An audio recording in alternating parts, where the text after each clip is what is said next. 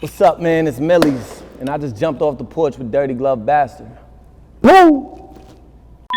Staring at the world through my rearview mirror. I hope God forget my friends, you know I be with them drillers. Drinking liquor out the bottle, no. All right, so we got my boy Millyz jumping off the porch with us today, man. How you feeling today, bro? Feel good, bro. Yeah, man. Feel good. I appreciate you coming. Feel marvelous. There you go. Love to see the energy, man. Yeah, so I appreciate you coming by. And first off, just go ahead and introduce who you got sitting behind you today, too, man. Man, I got G Nipsey, one of the hardest youngins coming out my city for sure. I got Dada the Dealer. Got my day-to-day manager C's in the back. There it is, man. That's what's up, man. So what have you been working on here in Atlanta, man? What else you been working on since you touched down? Man, I just touched down. Oh, you did? Okay. Yeah. I just touched down. This is my first stop. Okay. So what else you have planned? You just on a promo run or you come down here to work? Yeah, you know, I fuck with the festivities. I indulge in the strip clubs, shit like that. But other than that, I'm just on a press run. This is my first day of press for Blanco 5. Okay. That's what's good, man. So how would you say the strip clubs here in Atlanta compared to back at home then? Is there any comparison? No comparison.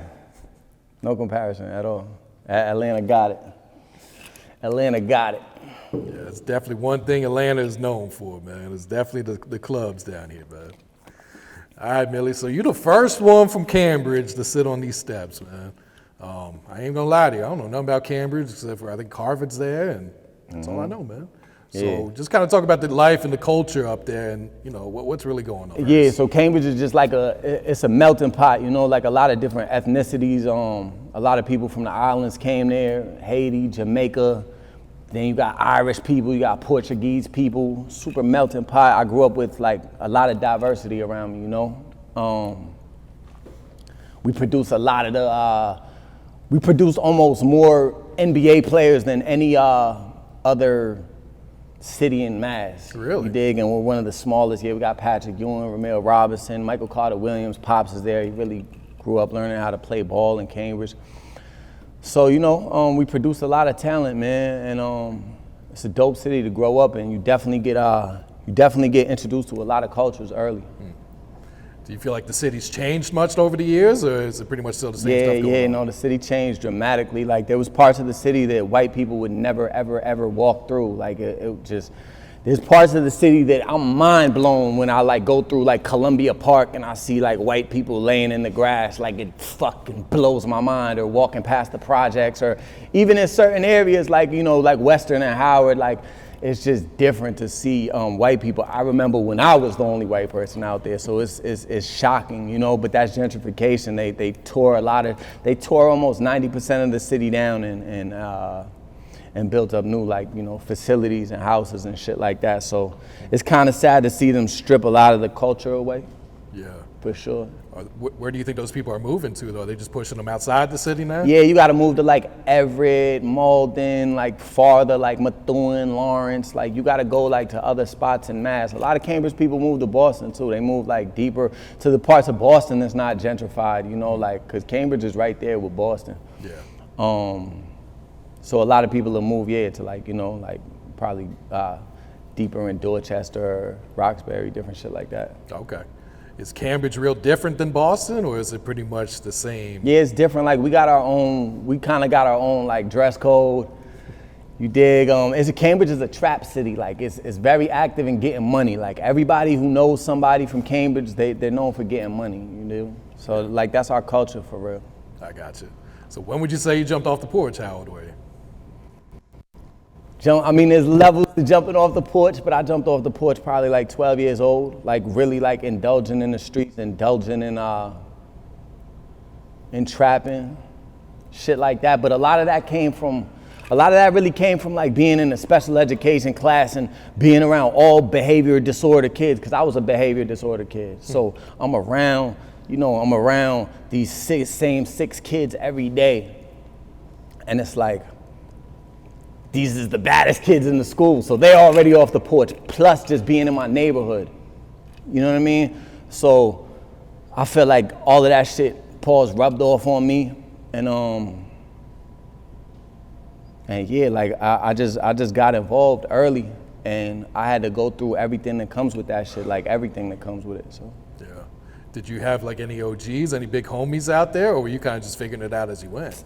Yeah, we did, but like my OGs was like really like trap guys. Like this is CMB, like this is where we get the money. Like this is, I grew up at the tail end of the crack era, so I'm still coming up under 19-year-olds that got 300,000 in cash. Oh, like, shit. you know what I mean? I'm coming up under that type of shit, and that's what I saw, that's what I idolized. Like, I just idolized the trappers. Those was my role models, but at the same time, they gave me ambition. They gave me the will to go out there and try to be successful.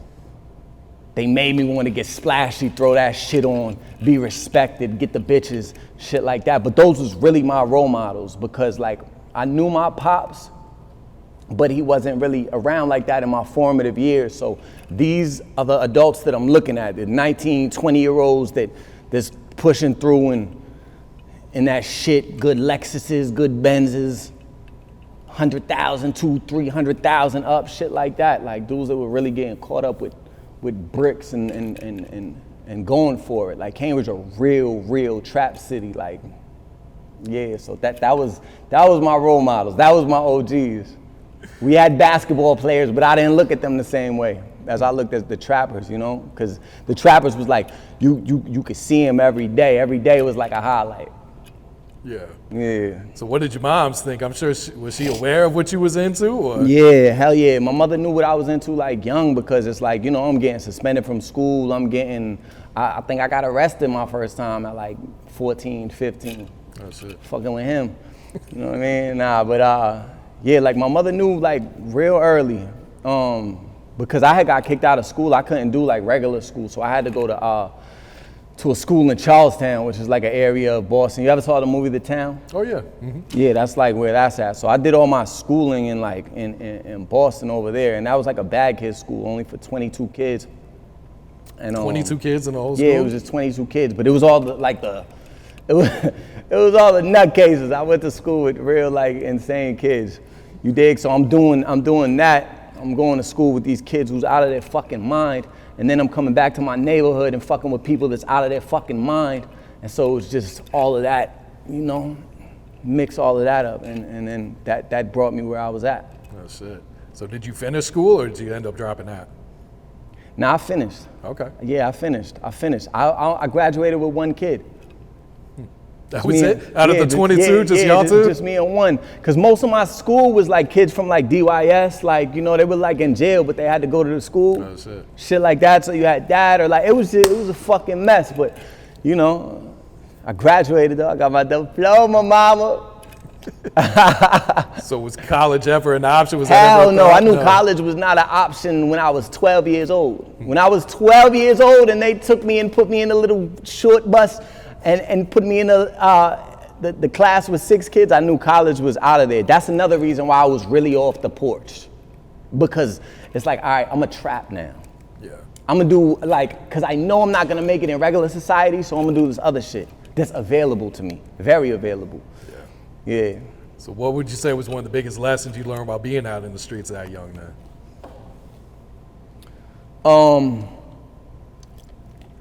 I'd say the biggest lesson was like the downside of it, like just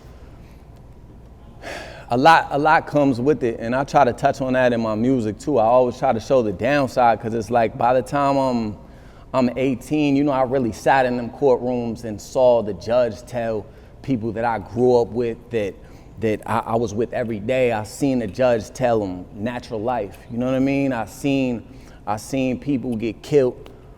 You know, I had homicide detectives at my door and had to explain it to my mother, like, that's the downside, like making your mother shed tears, like have to worry about you, the paranoia, feeling like a failure, you know, it's a lot of downsides to it, bro. Just everybody I know, like everybody on my team to this day, like music really saved all of this shit for us because everybody that I'm around got 5, 6, 7 years in jail. You know what I mean? Like, so this shit is what's saving us. But that's the downside. Like the downside is when, still to this day, if somebody doesn't pick up the phone, I think the worst, the absolute worst, because you got PTSD from somebody's phone not being on. and just knowing like, all right, he died or went to jail. That's the downside, I say, for sure. But I'm not gonna lie, like it's an upside that came with it too. Like the upside is the glory. I got pain and glory tattooed on me. So, you know, people don't get in that shit for nothing, but the downside is severe and a lot of people can't take that. Yeah. What's your thoughts on how social media has influenced and impacted the streets here these last few years? I pray for the youth because like, if I had social media when I was growing up, like, it would have been clipped for me. Like, I can't even really like look down on the kids that like be dissing on the dad and doing all of this shit because I know like when I was that young, I was hot-headed and we really had smoke and we was really going through it and we was really up. So I would have been probably saying all that stupid shit too. Now, as an adult, it seems crazy to me. It's fucking ballistic to me that you would be in your phone incriminating yourself. But they grow up with this shit. And they don't understand that it's a whole nother element at work. Maybe they'll see it now, like with the YSL shit and everything like that. Maybe they'll see it now. But it's nasty, but I can't really look down on it as I'll be around a lot of like people my age that'll be like, yo, these kids are stupid. But no, they grew up like that with these fucking phones. So I don't know what I would have been doing at their age. I would have probably been taunting my enemies too and shit like that. So I just pray for the youth because social media made the streets impossible. It was already hard before, but the streets is impossible now to thrive. You better get some fucking money. You better get some fucking money. That's what I say. And keep it off the gram. Nah, for real. Was there a turning point in your life to where you realized, I gotta get the hell out of the streets, man? Yeah, like I grew, I was blessed to meet a man by the name of Set Free, and he believed in my artistry, and I moved out to New York. Just to fuck with him. I moved to the Bronx. Apartment, wild roaches, it didn't matter. You know, I took a step back from everything I was in. I said, I'm gonna purely pursue this rap shit. And that's the first time, like just being around him, cause he's a professional and he's bringing me around shit. Like he's just bringing me around the industry and I'm seeing that, oh no, this rap shit is possible because I'm around all these people that's blowing up. This is like when Joey Badass and like ASAP and Free kind of got me in that world. Like I'm seeing them and then I'm seeing them just elevate and blow up. And that's the first time where I was like, yo, the street shit is whack. Because when you think about it, what is a street dude essentially trying to do? They trying to have a rapper's lifestyle. Where back in the 80s, it might have been different. A rapper wanted a street guy's lifestyle. Now, what are you getting money for? So you could go to the club, pop bottles, fuck with bitches? Yeah, that's rap, you know what I mean? So it hit me and I'm like, oh, nah, why am I chasing the streets? And nobody was up on me at that point. So I knew it was like a graceful time for me to kind of try to distance myself. Cause I didn't have to, you know, get back for nobody or whatever. Like I'm up, I'm in a good place. I know I could just play defense now. Was that a big leap of faith at the time moving down to New York? Yeah, hell yeah, because also like just moving to New York, like first of all, like nobody was with me. You gotta make people believe. So I'm by myself. I'm taking the train to shit. Like I'm taking the train to shit. I'm going to events by myself. I'm used, cause when I left New York, I was already at the top of the Boston scene. I was at the top. Like there was no further I could go. I did Summer Jam with Nicki Minaj. You know what I mean? Shit like that. So I left when I was at the peak to be a nobody in New York and start from scratch. And I just had to put in work. I had to catch the train. I had to go to spots by myself, be in a club by myself, introduce people. I shook so many fucking hands in New York just introducing people to myself. What's up, bro? Millyz, yo, woo, woo. Just the way I know your platform, I knew everybody's platform. Rappers, I knew the behind the scenes people, I knew who to talk to. So I really just put in that footwork. But yeah, it's hard. It's hard. Like a lot of people would never leave that comfort zone. I was in a comfortable position, but I left to get uncomfortable. And now I'm just comfortable being uncomfortable. Cause I had to show myself that, you know? Yeah, there's pretty much no room for growth if you're not gonna, take those risks and be uncomfortable too. Or else, like you said, you kind of hit that ceiling like you did in your hometown, man. Oh God. Yeah. So what would you say was like your big breakthrough when you got to New York, to where you was like, all right, this shit really is gonna work? I had a couple, like I met Jada. I had a record moving called The Plug. It was booming in my hometown, in Mass, period. And I met Kiss, and I was like, yo, would you jump on this? And he was like, yeah, just throw me what you're comfortable with. I got up the money that I had. I paid him for the feature, and that shit just started ringing. And then that gave me kind of like a tool to move around New York with. And around that time, so I put in footwork with that record, but then around that same time, I had met a cameraman who worked at the BET Cypher, and he would let me come to the BET Cypher and just like kind of like watch everything that was going on. And he would say, yo, you never know, like a rapper might not show up, and they might put you in, you know, so just have some verses ready. Did you believe that, or did you think he was just gassing you I up? believed it, because I'm like a godly person too, you know what I mean? So I feel like I'm like divinely watched over.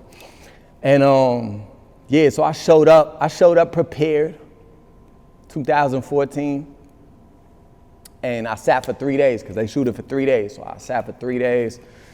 Nothing happened. I'm like, all right, whatever. I practiced a whole fucking another year, because I knew I was probably going to have another chance in 2015. I came back in 2015, and I sat for 3 days again. I came back in 2016, and this time they said, yo, there's a rapper that's not going to be able to make it because he missed his flight. It was he or she, I forget. But they said, yo, it's a possibility, like, because they need somebody else for the Cypher. So mind you, I'm the only person there with no PR, no label. It's just me. They don't even know why I'm in there. I'm there because I know one of my cameraman homies. Like, he gave me the drop on the location. So the cameraman tells me, it's my man Lil Chris, shout out Lil Chris. He tells me, yo, that's the executives at BET. You should go talk to them and shit, like rap your rap. So I went over there. He's like, I sent him your link, matter of fact. So I see them looking at the link, but they're just super unimpressed looking at the link. And I'm like, yo, you think I should go rap for him? He's like, yeah, bro, you might as well. So I go over there. It's kind of like a room like this. A lot of people there though, like, you know, they got catering and shit. All the rappers is eating. It's like Don Q and A Boogie and them over there, and Russ is there. Like, everybody's like around in the vicinity. All the PR people, you know, everybody with BET. And I go over there and I'm talking to Jesse Collins, Yomi, and I want to say Michelle. I be forgetting her name.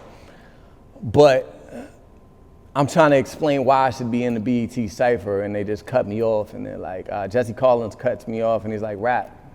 Right there on the spot, huh? Yeah, so everybody's around, so I had to really, but I knew, like, I got some, like, as a rapper, I got certain, like, bulletproof raps that I know, like, no matter what, I could be dead drunk, I could be on shrooms, I could be on acid, I could be, you know what I mean, in freezing Fahrenheit degree weather, but I'm gonna remember this shit. So I had that for the BET Cypher, and you know, I rapped my rap, and they wasn't even looking at me when I first started rapping. They just like looking down, and when I get like 8 bars through, they kind of like looked up at me.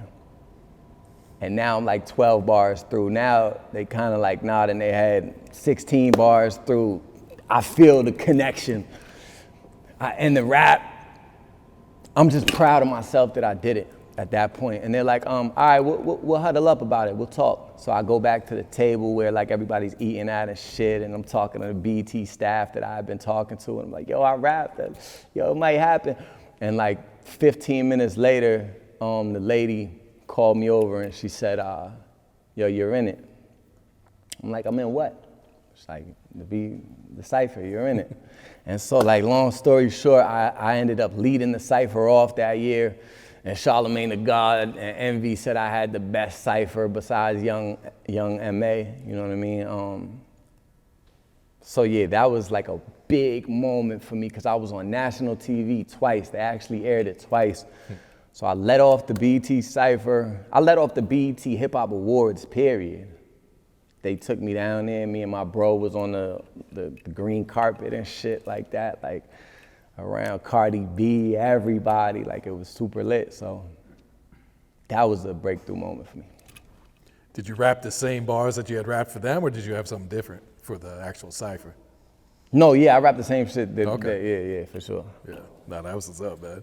All right, so going back to Jadakiss, man. So how'd you, get the chance to build up this relationship from, just paying him for a feature to, having him like mentor you? Just like follow up. I got such like a undying belief in myself as far as like what I bring to the rap game, that I know like if I get next to anybody for 2, 3, 4, 5 days, they're gonna see my potential. So, that's kind of what happened with Kiss. Like, I just kept getting next to him. If he'd be booked at a club, I'd find my way into the club by myself, just keep getting that face value with him, that FaceTime with him. I just make sure to get where he was at. And he ended up just seeing my potential kinda. And it just grew like that. And then ultimately, his man Ice Pick J, who was like his manager, kind of like A&R. Ice Pick J ended up taking a liking to me and telling Kiss like, yo, you should really sign Millyz. And we were already kind of like family, like tied in. So it went like that. What was your reaction? What was that's a hell of a look right there, man. Yeah, I was super hype, and it was almost like a bittersweet thing, because like a year after that, Ice Pick J ended up, maybe even like 3 months after that, Ice Pick J ended up passing from cancer. Oh, shit. So like if you hear like Jadakiss's album, like Ignatius, like his last album, Ignatius is Ice Pick's government name. So he dedicated it to Ice Pick J, and I'm actually on that album with the 16, you know what I mean? So yeah, super big look, but I was super excited because there's nobody in hip hop you could be co-signed from that's more valid than Kiss. Absolutely, man. You know what I mean? He's at the height of this shit as far as respect goes. What's been some of the best advice he's given you, whether it's just life or career-wise? A lot of like the advice that he's given me hasn't even been like just like verbal advice. It's just been like shit that I just pick up, like watching him, just being around him, just seeing how he operates with fans, with other rappers, with the media. Like I really sat back and observed. One day I told him some shit and he was like, yo, you're really observant. Like he was surprised, but I just sat back and kind of like watched him. And so that's kind of like the best advice. But other than that, he gave me advice. Like when I first met him, I was still fighting. I was doing stupid shit. Like I remember, it was a show with him and Fab, Freddie and Jason, in Boston, and he found out that I was fighting outside, and he was so mad, and I didn't get it at the time. But he was like, "Yo, you're an artist. First of all, you're not even supposed to be in front of the venue. Like artists go through. He just made me feel dumb about like kind of how I was moving, and I took that shit and took it in stride. Really had to wisen up." All right, so I was always curious, Millyz, like what is your creative process like? Do you be writing your rhymes or do you be punching in? Do you come up with this off the top or? I'm like a mix of both, like, cause if you know me, like my style differentiates. Like I sing, I do a lot of melodies, but then I do high level rap, the highest level. So if I'm doing high level rap, like I like to pen it. Well, I write it in my phone for the most part. But then like all my choruses, like, so if you hear like a song with like the Me and Herbo joint or the Me and Kiss joint, even the Me and Mozzie shit, all of that's like me writing the verse, but then I freestyle the hook. Like I just go in there and I just freestyle the hook. And if somebody put me on like a drill joint or like a trap song, like sometimes I get features and they want me to go on like some trap shit or some drill shit, I just punch in. So I pretty much do it just off the dome, but I go line for line. So yeah, my style, it ranges. It depends what the assignment is.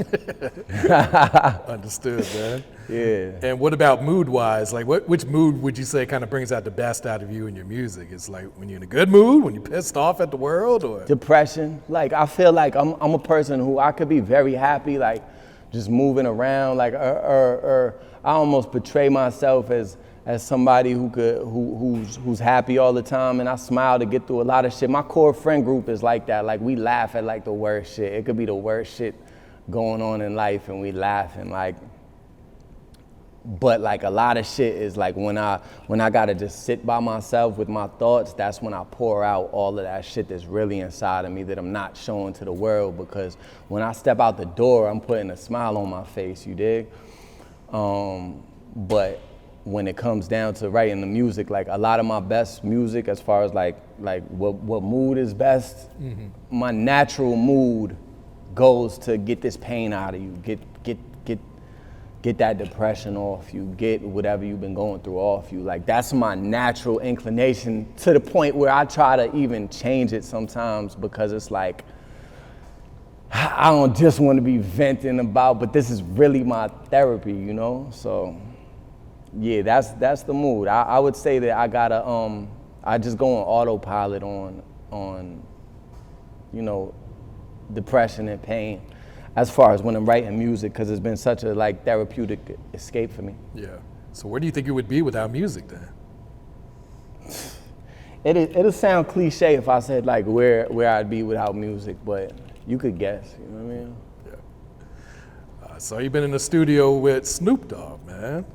Hell yeah. A couple times, right? Or was it just this one time? Yeah, okay. a couple times.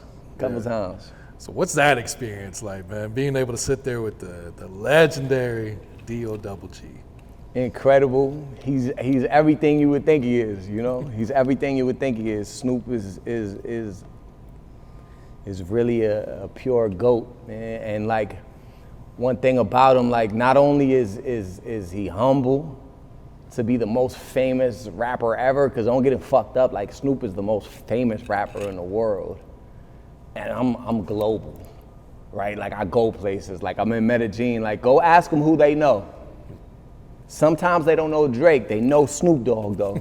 I'm trying to tell you, I be in Haiti, like I'm around, like, globally. Snoop is the most known. My mother knows Snoop, like her friend, like everyone knows Snoop. So to be the most famous rap artist in the world and still be so humble and still give back to like the young up and coming rappers is just incredible. Like, he really sat with me, just talked with, like, everything he did, he didn't have to do. Like, he's posted me multiple times, sat there, gave me game, you know what I mean? Snoop is just, he's the man, bro. He's a great human being. Yeah, no, that's lit, man. Legend. Yeah, speaking of overseas, so you were just out in London, man. So what was that experience like, and being able to sell out the show there too? Yeah, London is a lot of love. We sold out London in a day, I think. We sold out London in a day. London is so much love that the way that it happened was I had so many people on my Instagram saying, cold, cold, this is cold, cold, cold. And then I realized, what the fuck is that? And then I realized, oh, that's some London shit. Or that's some England shit. That's like they slang, like how we say fire. This is cold, this is cold. And I'm like, it hit me. I'm like, yo, I really got a fan base in London. And I'm like, I want to just go and tap in, because I've told rappers before that was kind of hot in like Boston or Mass, like New York rappers, I've told them, yo, just come out there and just move around. And they'd be like, well, I got to get booked. And I'm like, nah, no, you don't. Just come move around. And so I kind of took my own advice and I just booked a flight to London, you know, with the homies. And we just booked the flight to London with nothing to do. No, actually I had to do Fire in the Booth, Charlie Sloth. So we just booked that just to come out there and do that. We didn't even know he was going to have a show. I just reached out I just put the feelers out there, like, if we could get a show. And they came back and they're like, yeah, you could do like a 200-person venue and shit. And I'm thinking, yo, I could probably do more, but fuck it, do that. And we put that shit up and that shit sold out in a day.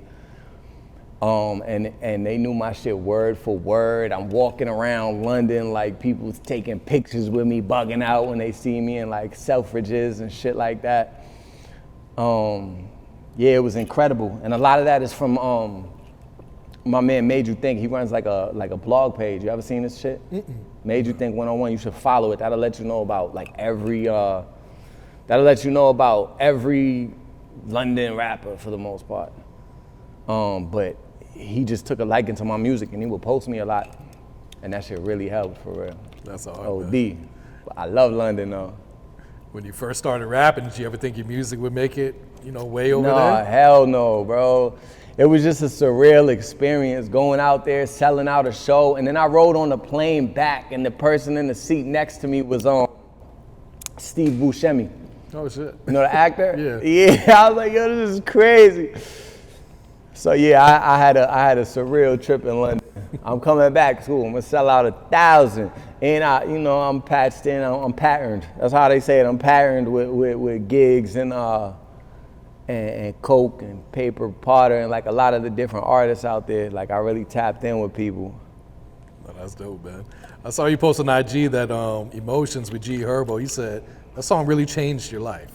Facts. How so? Just like I feel like people's like perception of me, cause I've always kind of had like the respect from rappers. You know what I mean? Whereas like the industry like never got it. But they don't see nothing until it comes to fruition.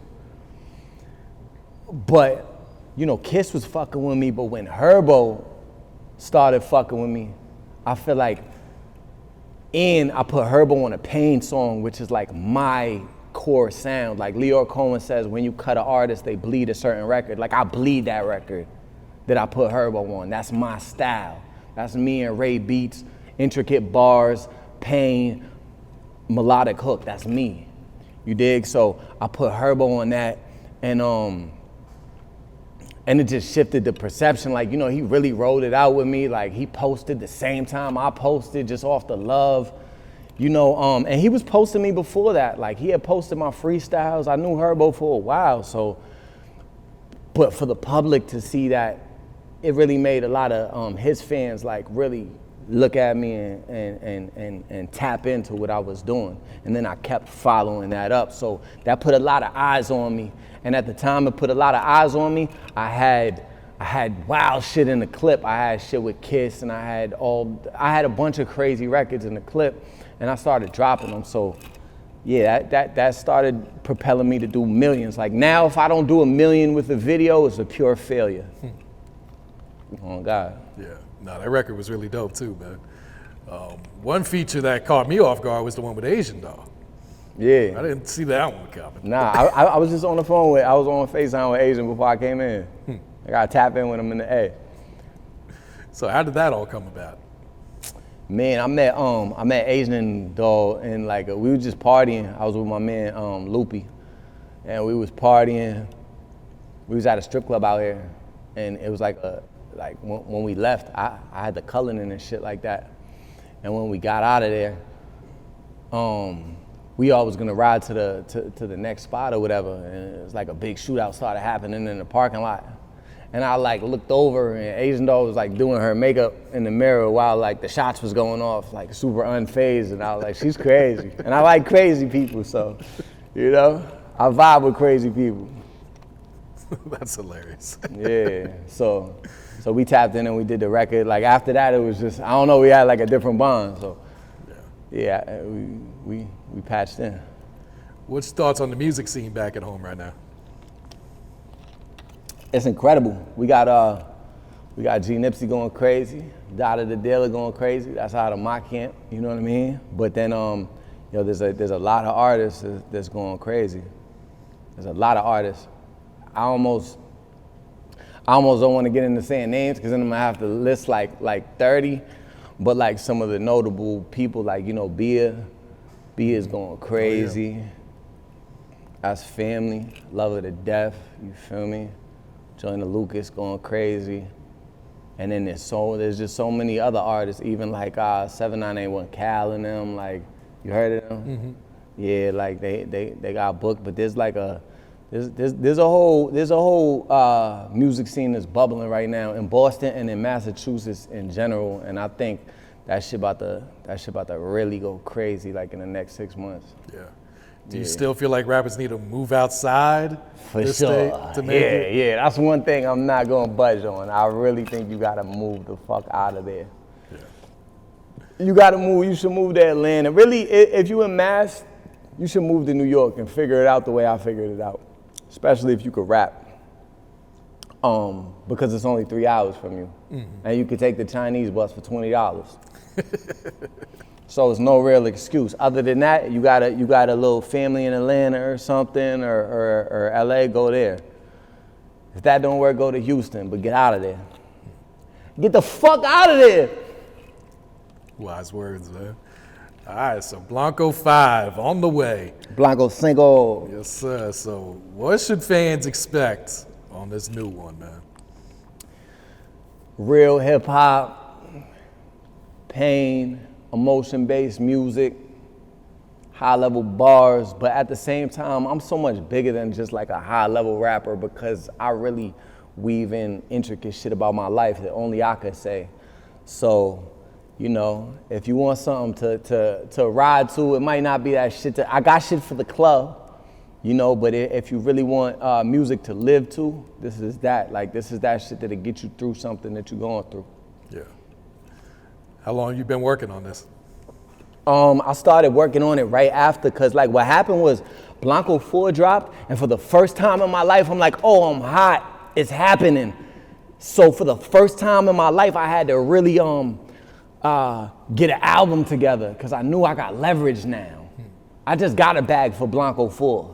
So I know I could go get a big bag if I just hurry the fuck up and make some music. So what I did was all the money coming in, boom, I'm getting $15K for a feature, give me that, give me that, give me that.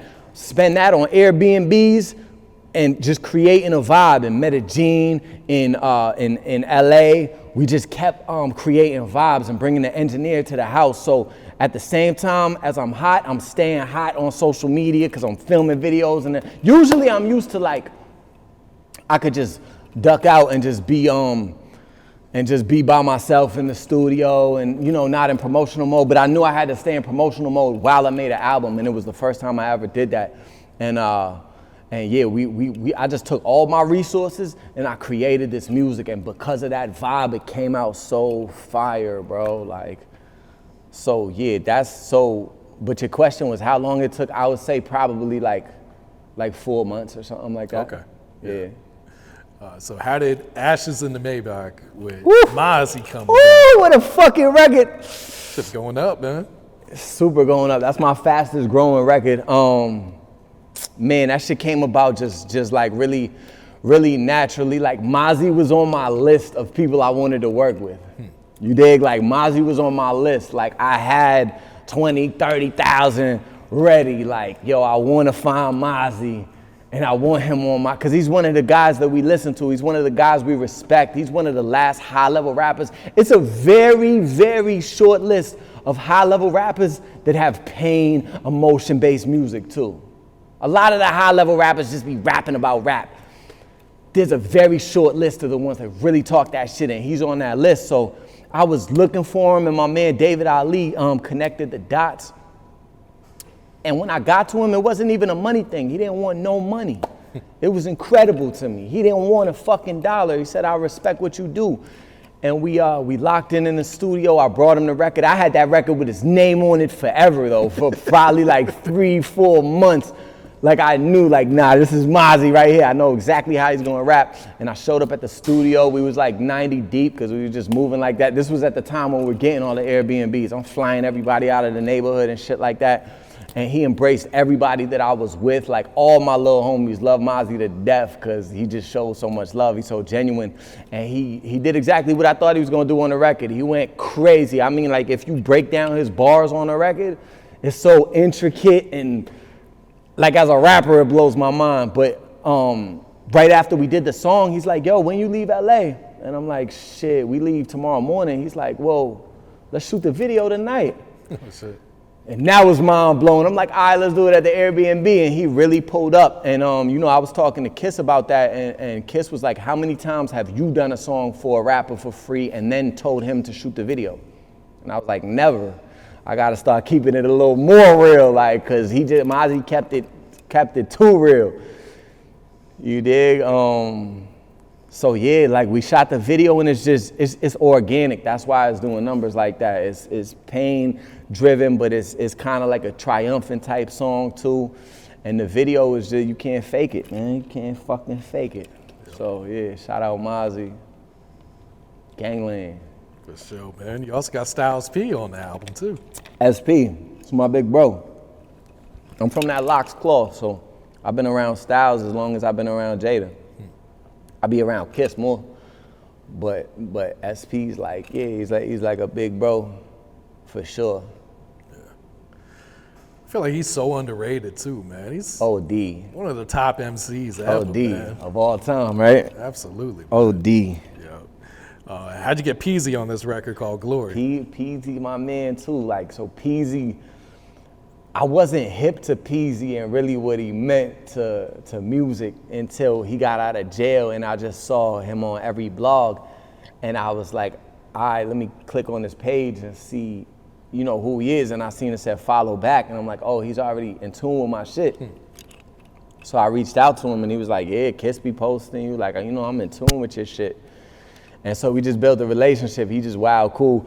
I was trying to get the verse, you know, for a minute, and right before like we wrapped the album up, he sent that shit through. So yeah, he snapped on that. He's shit a legend, too, and I feel like I relate to Peasy in a way that, like, I heard him saying how he been, like, Benny and Peasy is people I feel like, you know, Peasy was saying he been the man in Detroit, like, way before he was popping, like, even before he went to jail, all of that. And I relate to that as far as being like an underground superstar where I'm from.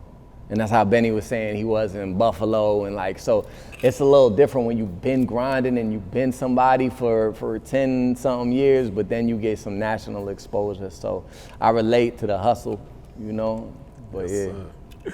And you got the video for Rearview Mirror with Jada. That one dropping tomorrow, man. Yeah, Rearview Mirror, that shit actually dropped tonight. It'll be out by the time this airs. Oh, this airing quick. Yeah, next week, yeah. All right. So yeah, Rearview Mirror, crazy. Just a hard hip hop record produced by Buckroll Beats.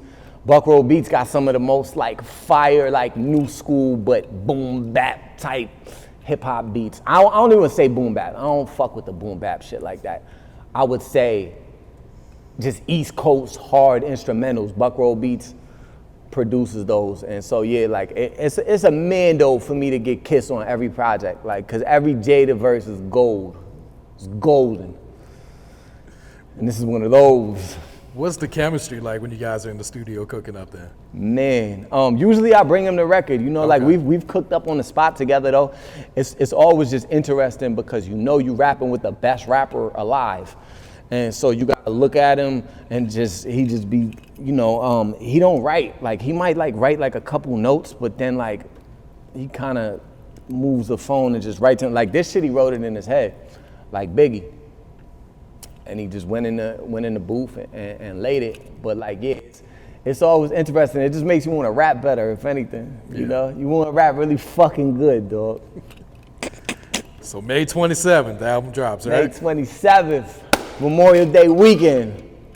I just told C's, get me booked everywhere. I want parties. I want to party all fucking weekend. It'll be down there in Miami, man. Nah. I'm doing it in Mass. That's where the bag is bigger. All right, so looking ahead, what's next for the rest of 2022? Man, I'm going to just go crazy. Just like, you know, I produce music at a fast rate, so I just want to drop. I'm gonna drop this, let this run the summer, and then I'm gonna just keep dropping music. And then we got artists coming, we got G Nipsey coming, we got Dada the Dealer coming, and they gonna go fucking ballistic. Yeah, and we gonna produce a lot of music just from this, you know, Sped Life tree, for real. What's some advice you would share to the youth coming up right now, Millyz?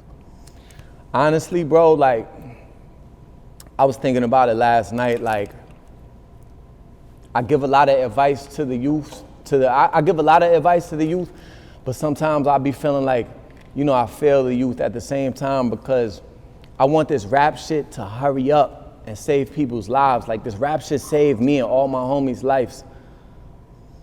And like the other day, like one of my little homies got bagged and I was feeling like, damn, I kind of failed him because if I had my money up and it's like a race to save my youngins. That's how I feel sometimes. It's like a race to save the youth because I know if I was all the way up and had the crib in Cali, or like if I was all the way where I was supposed to be, I could really have them out of the way.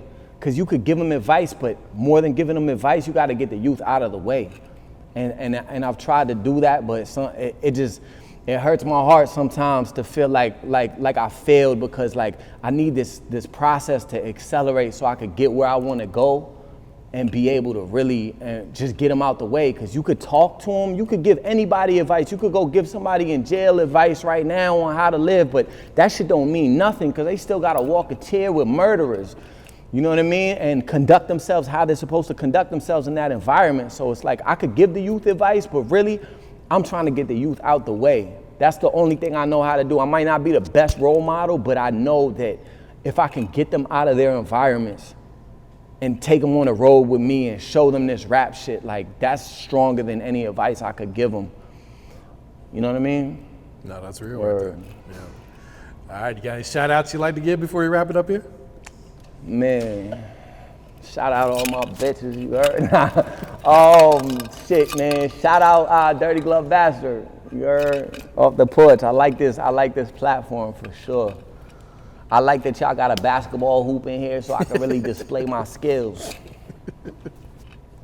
Shout out the fans, though. Shout out the fucking supporters.